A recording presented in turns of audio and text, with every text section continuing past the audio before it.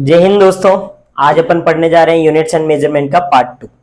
Part 1 में अपन ने units के बारे में देख लिया, SI unit, CGS unit, FPS, MKS, और अपन ने वहां पे फिजिकल क्वांटिटी के बारे में भी देखा कि फिजिकल क्वांटिटी क्या होती है। दो तरीके की फिजिकल क्वांटिटी, फंडामेंटल और डायरेक्ट। फंडामेंटल क्वांटिटीज 7 तरीके की होती है, ठीक है। फंडामेंटल क्वांटिटीज देखी थी 7 तरीके की, ठीक है। अब देखो, अपन यहां पे आज डायमेंशंस के बारे में देखने जा रहे हैं। Dimensions of physical quantity. In physical quantities के डायमेंशंस देखने जा रहे हैं भाई। जो भी अपन ने फिजिकल क्वांटिटी वहां पे देखी थी उनके डायमेंशंस देखने जा रहे हैं। कौन कौन सी फिजिकल क्वांटिटी देखी थी? मास, लेंथ, ठीक है। मास भी देखा था, लेंथ भी देखा था, टाइम भी देखा था, टेम्परेचर देखा था, ल्यूमिनियस इंटेंसिटी देखी थी, ठीक है। बाकी देखो अब क्या है, डायमेंशंस है। डायमेंशंस क्या क्या है, क्या होता क्या है डायमेंशन, ये देखते हैं। Dimensions are the powers to which fundamental quantities must be raised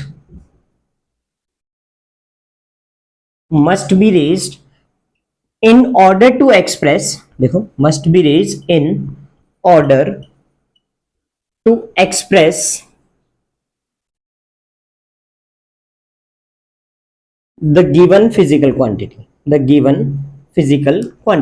जो भी अपन को फिजिकल क्वांटिटी दे रखी है, द गिवन फिजिकल क्वांटिटी, जो भी अपन को फिजिकल क्वांटिटी दे रखी है उसके, जो भी गिवन फिजिकल क्वांटिटी है उसके अंदर क्या होगी? फंडामेंटल क्वांटिटी होगी। और इस फंडामेंटल क्वांटिटी के डायमेंशंस होंगे कुछ, और उनकी पावर्स जो होगी वो उस फिजिकल क्वांटिटी के डायमेंशंस होंगे। क्लियर है? जो भी फिजिकल क्वांटिटी दे रखी है उसके अंदर फंडामेंटल क्वांटिटी होगी, और फंडामेंटल क्वांटिटी के कुछ डायमेंशंस होंगे, और उन डायमेंशंस की जो पावर होगी वो इस फिजिकल क्वांटिटी के डायमेंशंस होंगे। धीरे धीरे अभी सारी चीजें देखते हैं, बताते हैं, ठीक है। इजी है। देखो, पहले तो अपन डायमेंशंस देखते हैं कि जो फिजिकल फंडामेंटल क्वांटिटी है इनके डायमेंशंस क्या क्या होते हैं, ठीक है। 7 डायमेंशंस ऑफ द वर्ल्ड। संसार के 7 डायमेंशन, ठीक है। संसार के 7 डायमेंशन है। कौन कौन से हैं? पहला है मास। मास की यूनिट केजी होती है, इसका डायमेंशन m होता है, ठीक है। ऐसे रिप्रेजेंट करते हैं अपन। कौन से ब्रैकेट हैं? स्क्वायर ब्रैकेट्स में। सेकंड, लेंथ की यूनिट मीटर और इसका डायमेंशन l। थर्ड अपने पास में टाइम ले लो, सेकंड, और इसका डायमेंशन कैपिटल T। फिर ले लेते हैं फोर्थ अपन, टेम्परेचर की यूनिट केल्विन और डायमेंशन भी K, कैपिटल K से ही रिप्रेजेंट करते हैं, ठीक है। फिफ्थ ले लेते हैं अपन अमाउंट ऑफ सब्सटेंस, ठीक है। इसकी यूनिट होती है मोल, और इस मोल से ही डायमेंशंस को रिप्रेजेंट करेंगे। फिर अपन ले लेते हैं सिक्स्थ, ल्यूमिनियस इंटेंसिटी, ठीक है। ल्यूमिनियस इंटेंसिटी, कैंडेला और CD इसका डायमेंशन होता है। कैंडेला इसकी यूनिट होती है।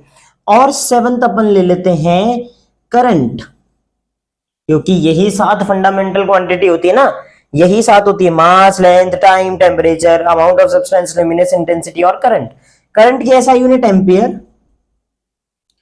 एम्पियर, और इसको रिप्रेजेंट भी ए से ही करते हैं। एसआई यूनिट को भी रिप्रेजेंट ए से ही करते हैं, और डायमेंशन भी ए ही है। क्लियर है? उतारो फटाफट। ओके, ठीक है। तो ये 7 डायमेंशंस आ गए अपने पास में, ये 7 डायमेंशंस आ गए। जनरली अपन 3 डायमेंशन से ही काम करेंगे, मास से, लेंथ से, टाइम से। हालांकि यूज और कौन कौन से होते हैं, ये टेम्परेचर भी यूज होता है, ये करंट भी यूज होता है अपने पास में, और आगे होने को तो ये भी यूज होंगे, पर इनके ज्यादा काम नहीं आएंगे। जनरली 3 काम आएंगे, एम, एल और टी। ठीक है, एम, एल और टी। ठीक है, मिटा दे।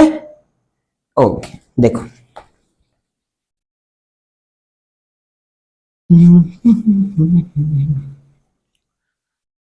अब अपन क्या देखने जा रहे हैं, डायमेंशन एनालिसिस करते हैं, कैसे कैसे किस किस का डायमेंशन कैसे कैसे निकल सकता है। डायमेंशंस मैंने बताया कि पावर्स है किसकी, फंडामेंटल क्वांटिटीज की। फंडामेंटल क्वांटिटीज के जो भी डायमेंशंस होते हैं उनकी पावर्स। ठीक है, अब अपन देखो नेक्स्ट टॉपिक। नेक्स्ट टॉपिक अपने पास में है डायमेंशन एनालिसिस। ठीक है, डायमेंशनल एनालिसिस।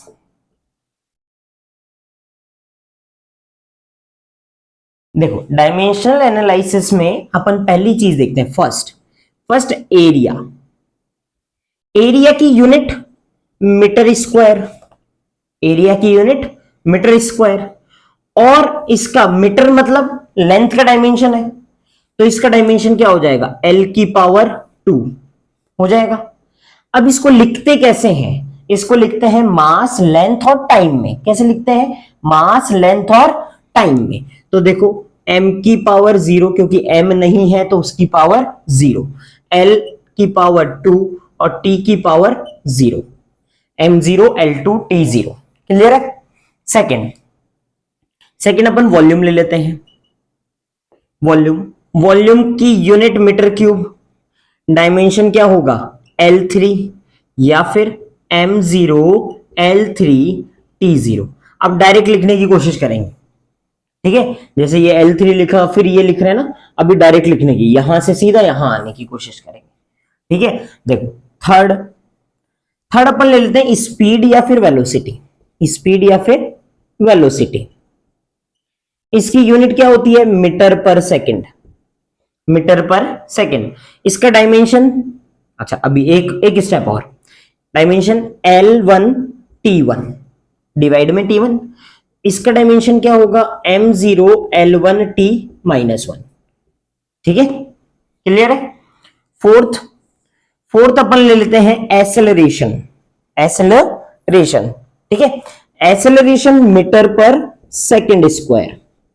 ठीक है, यूनिट होती है मीटर पर सेकंड स्क्वायर, और इसका डायमेंशन क्या होगा, L/T2, तो यानी m0 L1 T की पावर -2। क्लियर है।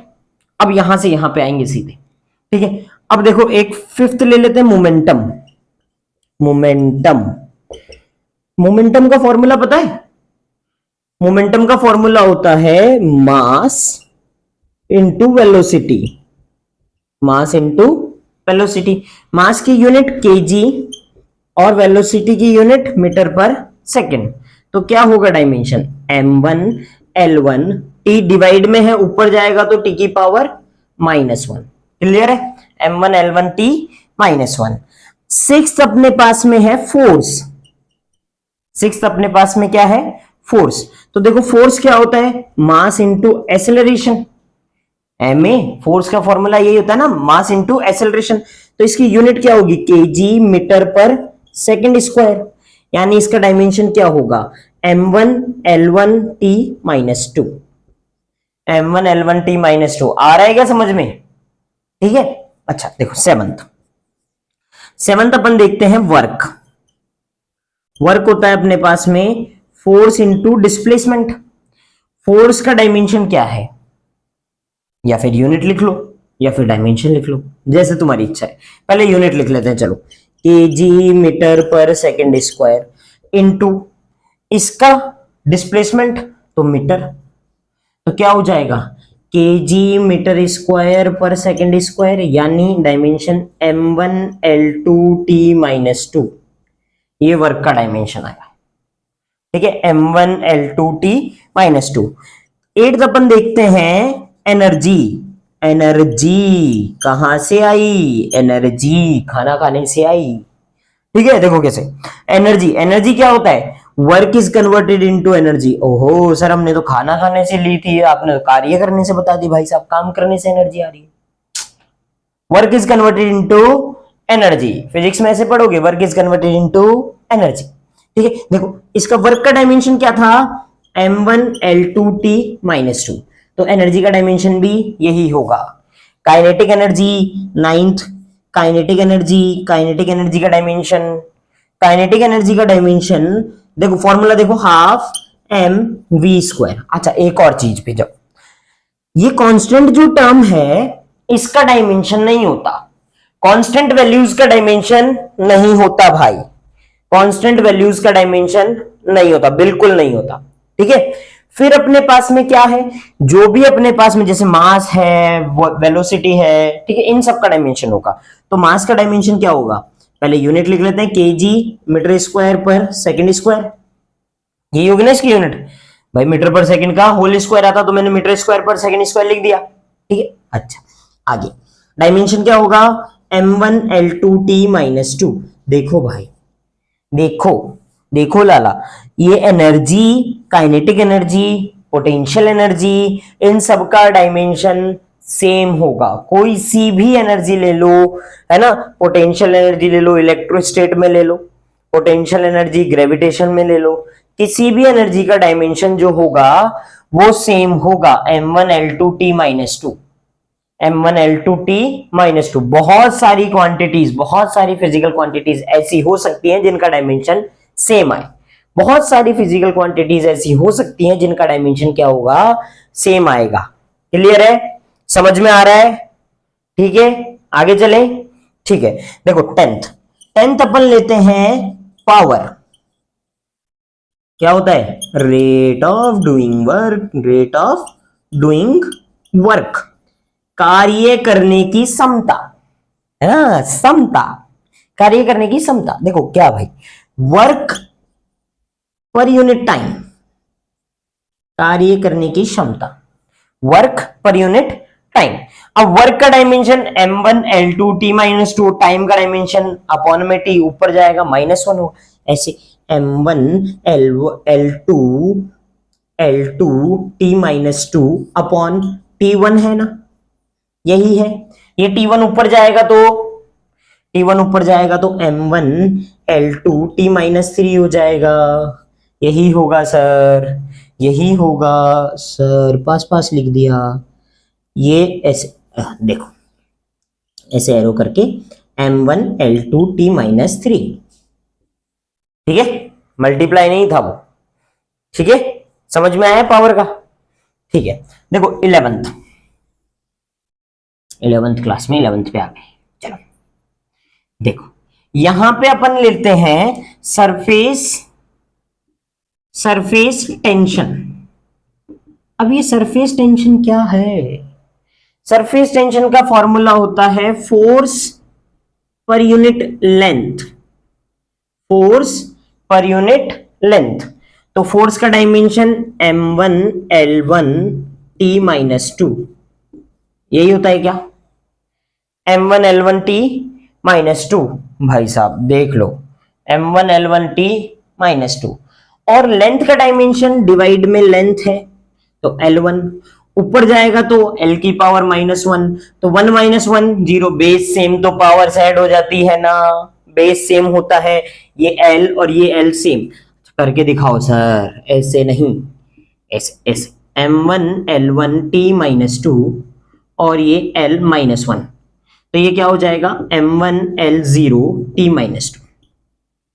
ठीक है, किसका? सरफेस टेंशन का, सरफेस टेंशन का डायमेंशन।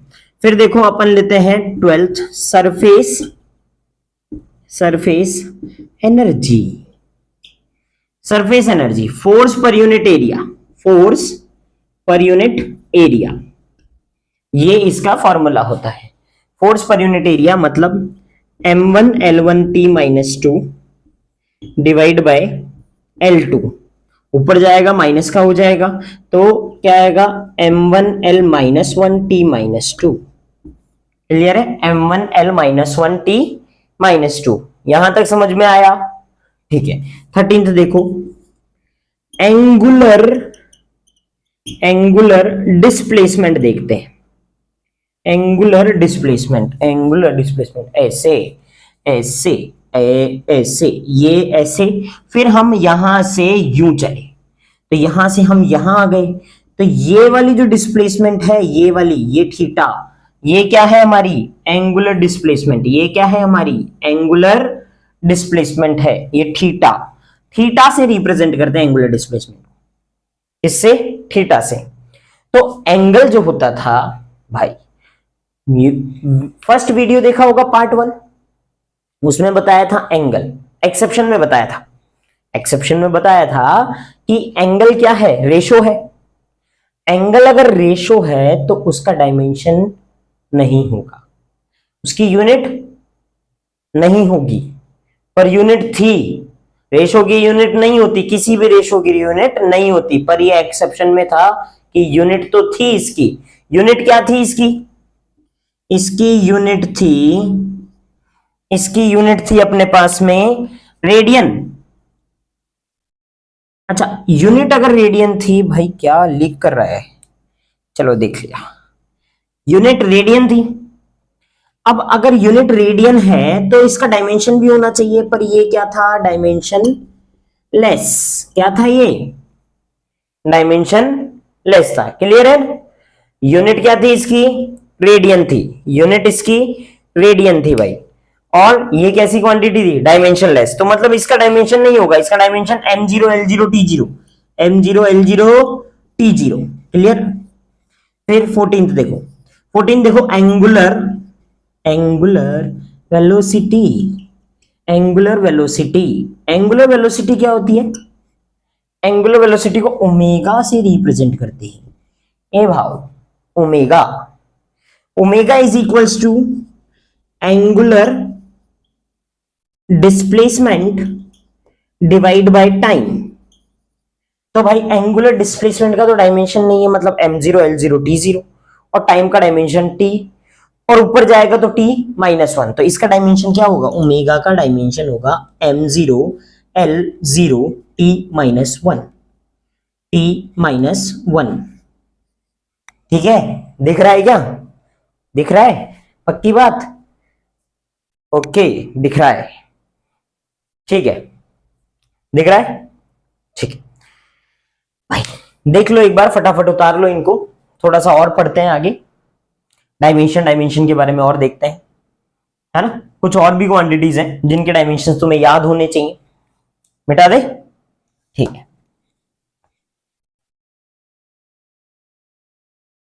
ये डायमेंशन, क्या क्या पढ़ाते हो सर, डायमेंशन पढ़ाते हैं, डायमेंशन तो पढ़ाना पड़ेगा ना भाई, पढ़ेगा नहीं तो बढ़ेगा कैसे इंडिया, पढ़ेगा तभी तो बढ़ेगा इंडिया। देखो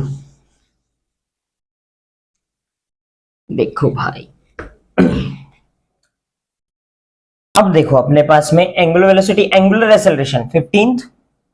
एंगुलर, यार आज तो ज्यादा ज्यादा इंक डाल दी सर आपने। एंगुलर एंगुलर एक्सेलरेशन अल्फा से रिप्रेजेंट करेंगे, ठीक है। एंगुलर एक्सेलरेशन अल्फा से, मतलब क्या होता है, angular velocity, angular velocity divide by time.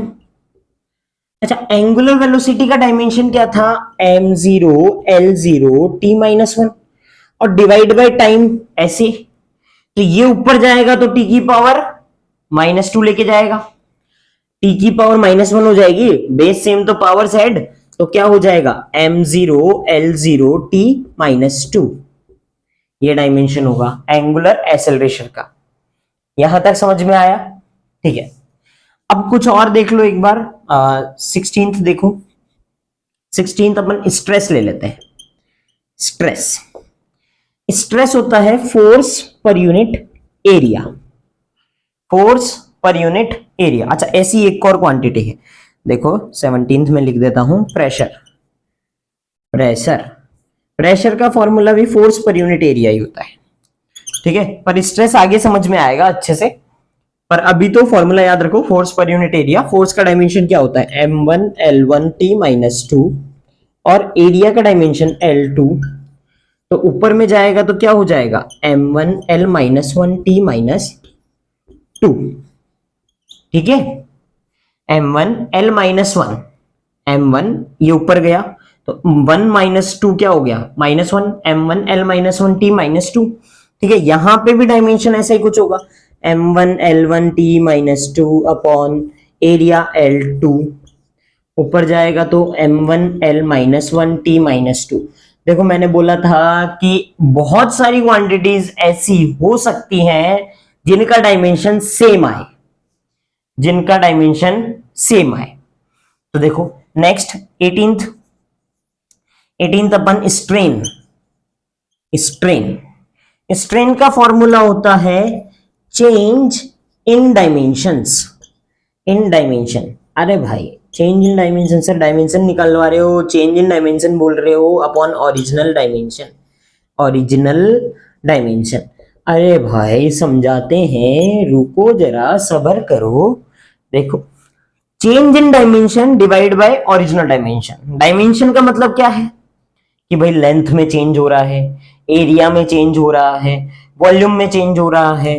तो मतलब delta L by L, comma delta A by A, या फिर डेल्टा वी बाय वी, ऐसे चेंज इन डायमेंशन। डायमेंशन मतलब लेंथ, ब्रेथ और हाइट। अगर सिर्फ लेंथ में चेंज हो रहा है तो delta L by L, length और ब्रेथ दोनों में चेंज हो रहा है डेल्टा ए बाय ए, और तीनों में चेंज हो रहा है लेंथ, ब्रेथ और हाइट के अंदर तो वॉल्यूम चेंज होगा, उसका मतलब डेल्टा वी बाय वी।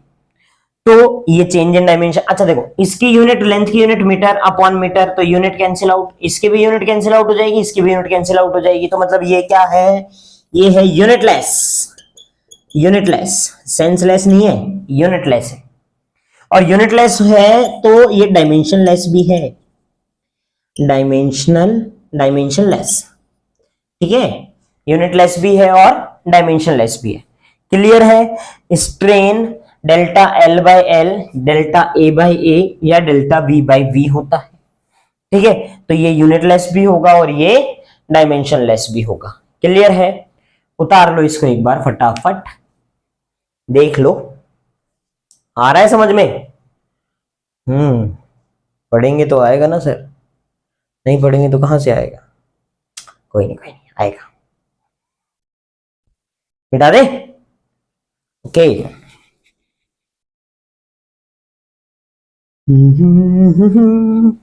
मरना इसके सिवा जाना कहाँ। देखो भाई अब डायमेंशन एनालिसिस के अंदर अब इसकी एप्लीकेशंस आती हैं, एप्लीकेशंस आती हैं, ठीक है, कि भाई इसके यूजेस क्या क्या हैं, ये कहां कहां काम आएगा। ये 3 जगह जनरली काम आएगा। क्या क्या, फर्स्ट यूज तो एक एसआई यूनिट दे रखी है, सीजीएस यूनिट में कन्वर्ट करना है तब काम आ रहा है, या फिर एक सिस्टम ऑफ यूनिट से दूसरे सिस्टम ऑफ यूनिट में कन्वर्ट करना है तब काम आ रहा है, ठीक है। कहने का मतलब यह है। सेकंड यूज क्या आएगा कि कोई भी एक इक्वेशन दे रखी है, उसको देखना है कि ये इक्वेशन सही है या गलत है, वो चीज। थर्ड यूज क्या आएगा कि बोला है कि ये क्वांटिटी इस चीज पे डिपेंड कर रही है, तो इसका फॉर्मूला बना के बताओ। तो डिपेंडेंसी के अकॉर्डिंग अपन क्या बनाएंगे, फॉर्मूला बनाएंगे। 3 यूज आएंगे, देखते हैं, पढ़ते हैं। पहला यूज देखते हैं, पहले तो लिखो, टॉपिक डालो, एप्लीकेशंस, एप्लीकेशन ऑफ डायमेंशनल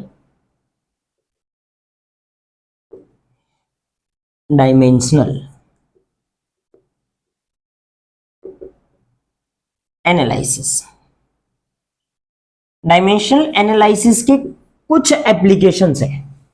कुछ एप्लीकेशन में फर्स्ट एप्लीकेशन अपने पास में आती है। पहली एप्लीकेशन क्या है, पहली application to convert one system of unit to another system of unit, एक सिस्टम ऑफ यूनिट से दूसरी सिस्टम ऑफ यूनिट में कन्वर्ट करने के काम में आ रहा है। अब भाई साहब अपन ने एक फिजिकल क्वांटिटी को रिप्रेजेंट करने का तरीका देखा था, क्यू से रिप्रेजेंट करते हैं। वहां पे फर्स्ट वीडियो में बताया था कि Q is equal to n into u. N क्या है? न्यूमेरिकल वैल्यू है, ठीक है। एन क्या है? न्यूमेरिकल वैल्यू है। यू क्या है? यूनिट है। किसी भी अमाउंट ऑफ फिजिकल क्वांटिटी को रिप्रेजेंट करने का तरीका ये है। और इसके बारे में भी बोला था आगे कि ये कांस्टेंट होता है, मतलब आप इसकी यूनिट चेंज कर दो, इसकी न्यूमेरिकल वैल्यूज चेंज कर दो, यूनिट चेंज करने पे न्यूमेरिकल वैल्यू ऑब्वियस चेंज होगी। तो इन दोनों का जो प्रोडक्ट है, किस किस का? न्यूमेरिकल वैल्यू का और यूनिट का, इन दोनों का जो प्रोडक्ट है वो हमेशा कांस्टेंट रहेगा। किस किस का? न्यूमेरिकल वैल्यू का और यूनिट का जो प्रोडक्ट है वो कांस्टेंट रहेगा। ना ही न्यूमेरिकल वैल्यू कांस्टेंट रहेगी, ना ही यूनिट कांस्टेंट रहेगी। एक सिस्टम से दूसरे सिस्टम में कन्वर्ट करने पे वैल्यूज दोनों की चेंज होंगी, यूनिट भी चेंज होगी और न्यूमेरिकल वैल्यू भी चेंज होगी, दोनों चीजें चेंज होगी, पर इन दोनों का जो प्रोडक्ट है वो कांस्टेंट रहेगा। मतलब amount of physical quantity constant रहेगी। जैसे कि मैंने पिछले वीडियो में बताया था ये एग्जांपल, 5 किलो चीनी, 10 किलो चीनी, ऐसे कुछ बताया था शायद, ठीक है। चीनी के बारे में बताया था कि 10 किलो चीनी ले लो, उसको ग्राम में कन्वर्ट कर लो। अभी तो 10 केजी है, फिर 10,000 ग्राम हो जाएगी। तो 10 किलो चीनी और 10,000 ग्राम, इसमें कोई फर्क है नहीं ना, उसका अमाउंट तो उतना ही रहा, ठीक है। वैल्यूज चेंज हो गई, न्यूमेरिकल वैल्यू भी चेंज हो गई, उसकी यूनिट भी चेंज हो गई, पर उन दोनों का प्रोडक्ट यानी अमाउंट ऑफ सब्सटेंस चेंज नहीं हुआ। अमाउंट ऑफ सब्सटेंस चेंज नहीं होगा। मतलब Q is equal to n u is equal to constant. मतलब अपन ये भी लिख सकते हैं कि एक सिस्टम ऑफ यूनिट में जो न्यूमेरिकल वैल्यू है और यूनिट है वो n1u1 है, इज इक्वल्स टू दूसरे सिस्टम ऑफ यूनिट में n2u2 है। तो इन दोनों का जो प्रोडक्ट है वो हमेशा क्या रहेगा? कांस्टेंट रहेगा, हमेशा कांस्टेंट रहेगा, ठीक है। n1u1 is equals to n2u2, n1u1 is equals to n2u2। समझ में आया? अब अपन को यहां पे क्या करना है, यहां पे एक सिस्टम की यूनिट दे रखी होगी, ठीक है, दूसरे सिस्टम की भी यूनिट दे रखी होगी, भाई ये इसमें कन्वर्ट करना है या फिर इसकी यूनिट ये है, ठीक है। अपन को न्यूमेरिकल वैल्यू फाइंड आउट करनी है, मतलब उसकी न्यूमेरिकल वैल्यू क्या होगी, ठीक है। कैसे फाइंड आउट करेंगे? तो n1u1 is equal to n2u2 है। n2 अगर फाइंड आउट करना है तो n2 is equal to n1u1 upon u2 हो जाएगा। क्या ऐसा ही होगा? ऐसा ही होगा। अच्छा, करते क्या है, पहले देखो, जो भी आपको ये क्या है? Physical quantity. ये क्या है? Physical quantity. जो भी आपको फिजिकल क्वांटिटी गिवन है उसका क्या करो? उसका डायमेंशन निकालो, ठीक है। फर्स्ट करना क्या है? First find the dimension of given physical quantity, given physical quantity। जो भी आपको फिजिकल क्वांटिटी दे रखी है उसका क्या निकालो? डायमेंशन निकालो। उसका क्या निकालना है? पहले डायमेंशन निकालना है। मान लो डायमेंशन आ गया, डायमेंशन अपने पास में आ गया m की पावर a, l की पावर b और t की पावर c, ठीक है। ये डायमेंशन आ गया, ये जो भी गिवन फिजिकल क्वांटिटी थी अपना, मतलब Q का डायमेंशन ये आ गया। क्लियर है? अब अपने पास में क्या है कि बोला है एक सिस्टम ऑफ यूनिट से, वन सिस्टम ऑफ यूनिट से अनदर सिस्टम ऑफ यूनिट के अंदर कन्वर्ट करना है। तो जो आपके पास में पहले सिस्टम ऑफ यूनिट दे रखी है उसमें क्या करो? उसकी यूनिट्स लिख लो, m1, l1 और t1, और उसमें n1 की वैल्यू भी लिख लो, ठीक है। m1, l1, t1 और उसमें n1 की वैल्यू भी लिख लो। फिर m2, l2, t2 और n2 की वैल्यू तो निकालनी होगी आपको। अब निकालेंगे कैसे? निकालेंगे तो ये बताया, ये फॉर्मूला ये रहा, N2 is equal to N1 U1 by U2। तो N2 is equal to N1 U1 by U2। अच्छा, U1 यही तो यूनिट है, यही तो यूनिट है, तो लिख देंगे M1 by M1 L1 T1 by M2 L2 T2। ओहो, अब इसकी पावर, इनकी सबकी पावर भी चेंज है। कैसे कैसे इसको लिखेंगे? अच्छा एक बार देखो, ऐसे ऐसे ऐसे लिखेंगे, M1 बाई M2 की power A, L1 by L2 की पावर B और T1 बाई T2 की पावर C। और ये A B C की वैल्यू इस डायमेंशन से निकालनी, ठीक है ना? राइट द वैल्यूज ऑफ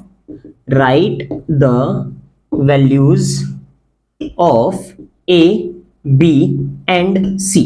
आप A B और C की वैल्यू निकाल लो और फिर यहां पे पुट करो तो N2 की वैल्यू आ जाएगी। क्लियर है?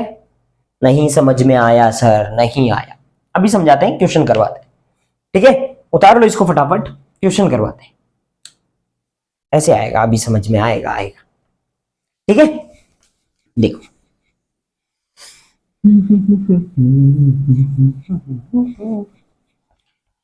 देखो भाई, अपन एक क्वेश्चन लेते हैं। क्वेश्चन में क्या बोला है?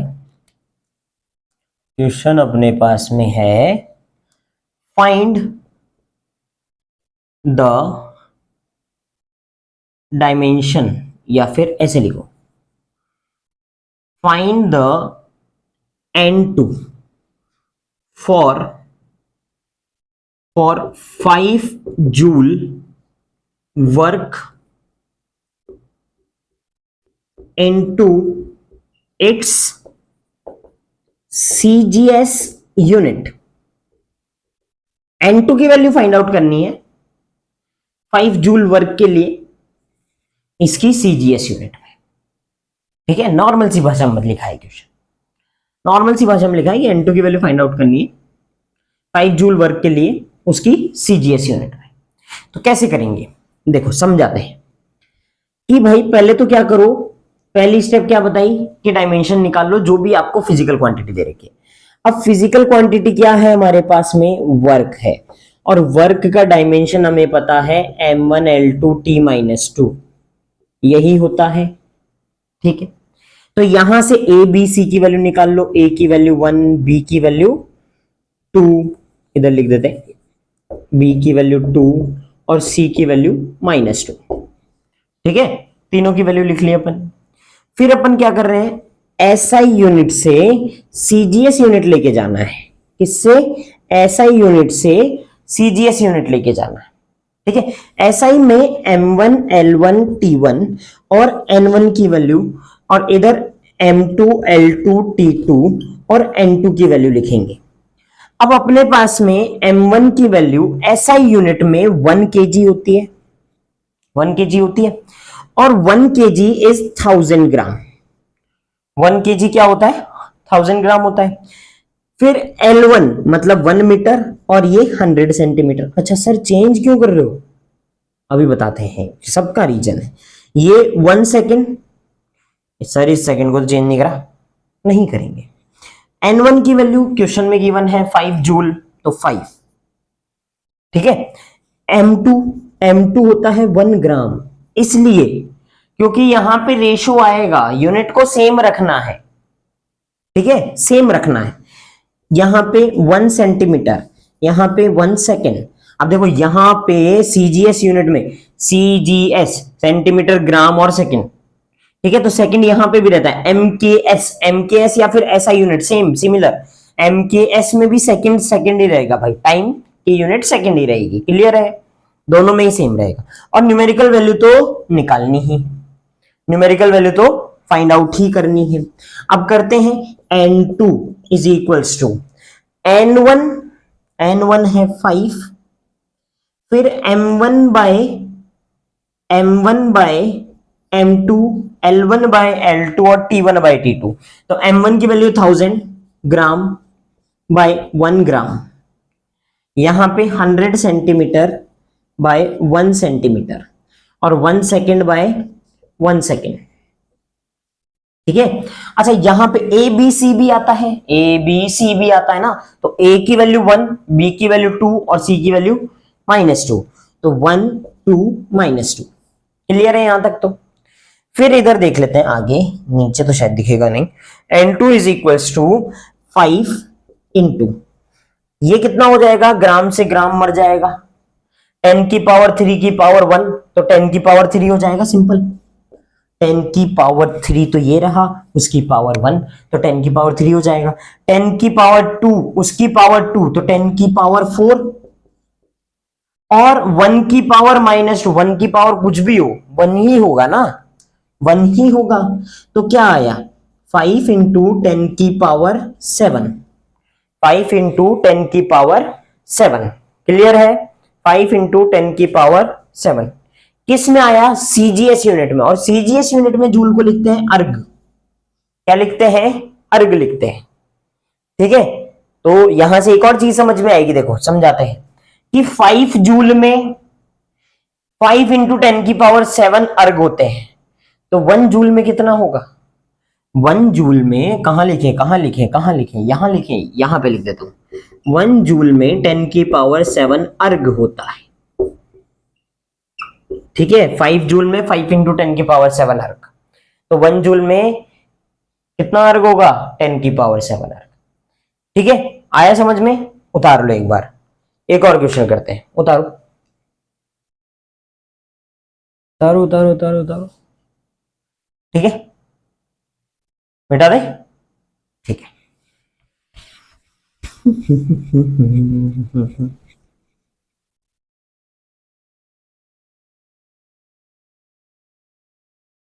नेक्स्ट अगला क्वेश्चन, क्वेश्चन है convert 50 Newton into its CGS unit. ठीक है, 50 न्यूटन को कन्वर्ट करना है इसकी सीजीएस यूनिट में, और न्यूटन किसकी यूनिट होती है, फोर्स की यूनिट होती है। तो फोर्स का डायमेंशन, तो पहले तो फिजिकल क्वांटिटी को देखो कि फिजिकल क्वांटिटी क्या है, फोर्स है, और फोर्स का डायमेंशन क्या होगा, m1 l1 t-2। फोर्स का डायमेंशन यही होगा। ए बी सी की वैल्यू निकाल लो, ए की वैल्यू क्या आई, ए की वैल्यू 1, बी की वैल्यू भी 1, और सी की वैल्यू -2, है ना। ए बी सी की वैल्यू आ गई अपने पास में। फिर क्या करेंगे, दोनों चीजें करेंगे। क्या भाई, एक तरफ एसआई यूनिट लिखो, एक तरफ एसआई और एक तरफ सीजीएस। एसआई में m1 l1 t1 और n1 की वैल्यू लिखो, इधर m2 l2 t2 और n2 की वैल्यू तो अपन को फाइंड आउट करनी होती है। ठीक है, m1 की वैल्यू 1 kg या फिर 1000 ग्राम, है ना। L1 की वैल्यू 1 मीटर या फिर 100 सेंटीमीटर, ये 1 सेकेंड या फिर 1 सेकेंड।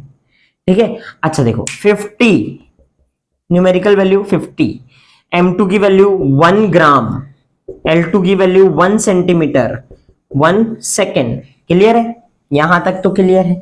n2 की वैल्यू निकालनी है n1, m1 बाय m2 की power a, l1 bye l2 की पावर b, और t1 बाय t2 की पावर c। यही होता है। a b c की वैल्यू अपन को पता है 1 1 और -2। ठीक है, तो n2 is equals to 1000, very sorry, देखो n1 ये रहा 50, फिर 1000 ग्राम अपॉन 1 ग्राम की पावर 1, फिर अपन 100 सेंटीमीटर अपॉन 1 सेंटीमीटर की पावर भी 1, और 1 सेकेंड अपॉन 1 सेकेंड की पावर भी नहीं -2 है। ठीक है, तो ये क्या हो जाएगा, ये n2 की वैल्यू यहां से हमारे पास में 50 मल्टीप्लाई बाय 10 की पावर 3 की पावर 1, तो 10 की पावर 3 मल्टीप्लाई 10 की पावर 2 की पावर 1, तो 10 की पावर 2। ठीक है, तो क्या हो जाएगा N2 is equals to 50 into 10 की पावर 5। और ये डायन, डायन क्या होती है, डायन। 1 न्यूटन में कितने डायन, 1 न्यूटन में 10 की पावर 5 डायन। 1 न्यूटन में 10 की पावर 5 डाइने होती है। इतनी डाइने, ओहो खूब डाइने है भाई साहब, डायन। चलो ठीक है, बहुत सारी डाइने होती है, उतार लो। एक और क्वेश्चन आता है इस पे, एक और टाइप का क्वेश्चन आता है जिसमें क्या होता है कि कोई भी नया सिस्टम बना के दे दिया जाता है आपको, कोई भी नया सिस्टम यूनिट का बना के दे दिया जाता है और उसके अंदर आपको क्या निकालनी पड़ती है, यूनिट्स निकालनी पड़ती है। देखो करवाते हैं क्वेश्चन, एक क्वेश्चन और, ठीक है बिठा दे। ओके देखो,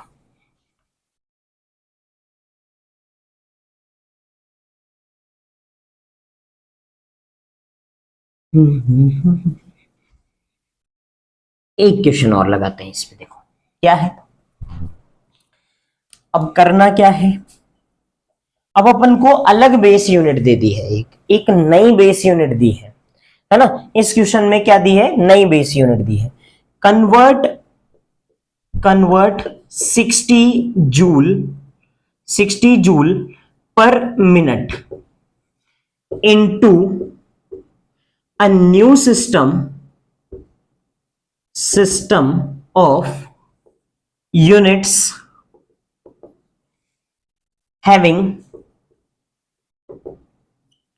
100 gram, 100 centimetre and 1 minute as base unit.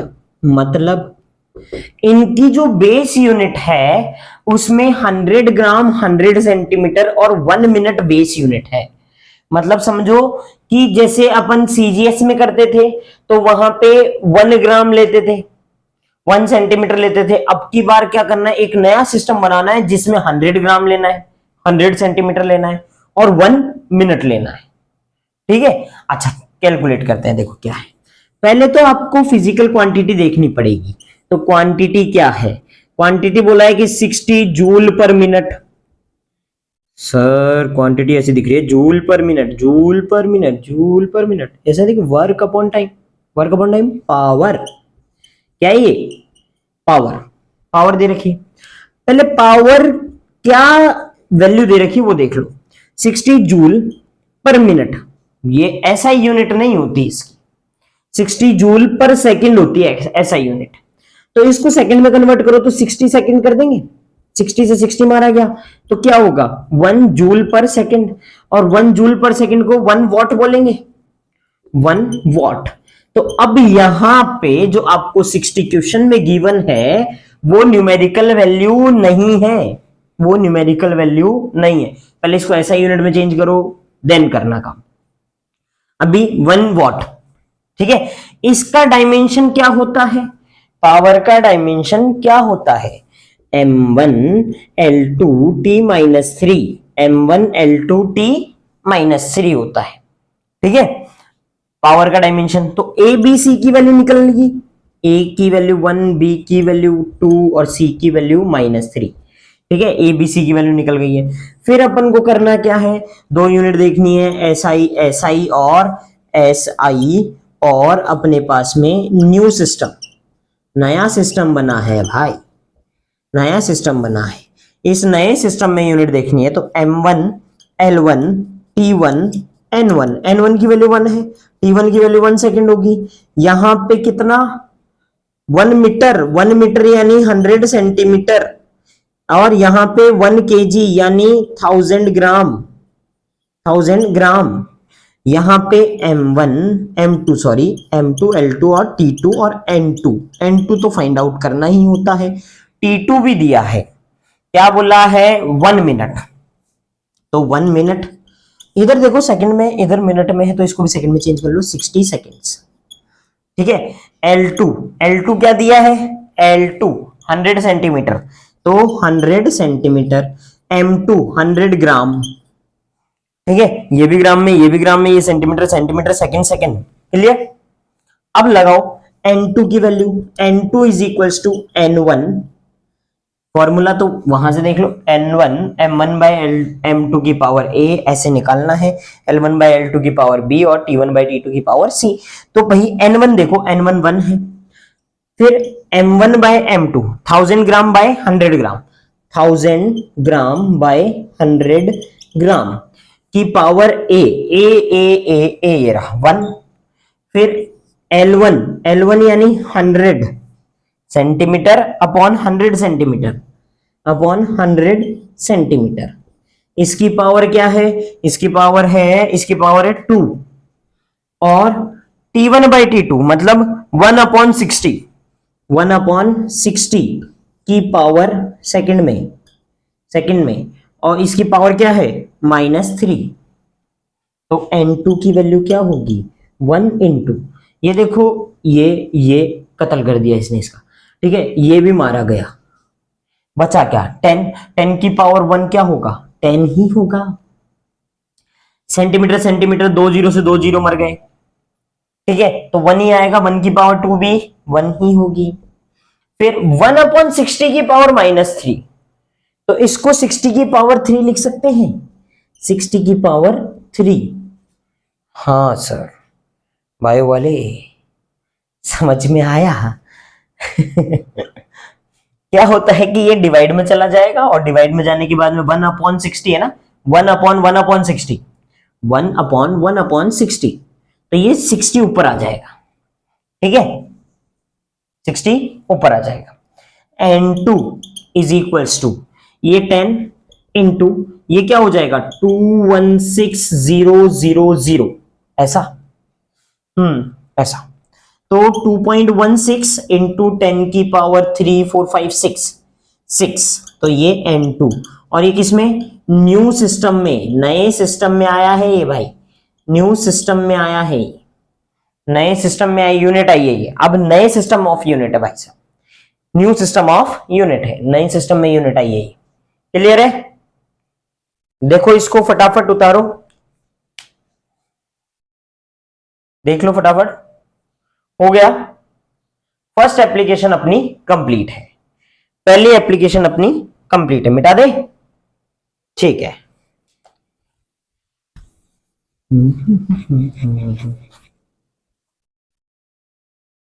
ओ भाई, अब सेकंड एप्लीकेशन, ठीक है, सेकंड एप्लीकेशन है प्रिंसिपल ऑफ होमोजेनिटी, ठीक है, प्रिंसिपल ऑफ होमोजेनिटी। और ये सेकंड एप्लीकेशन अपन नेक्स्ट वीडियो में करेंगे, ओके। तब तक के लिए जय हिंद जय भारत।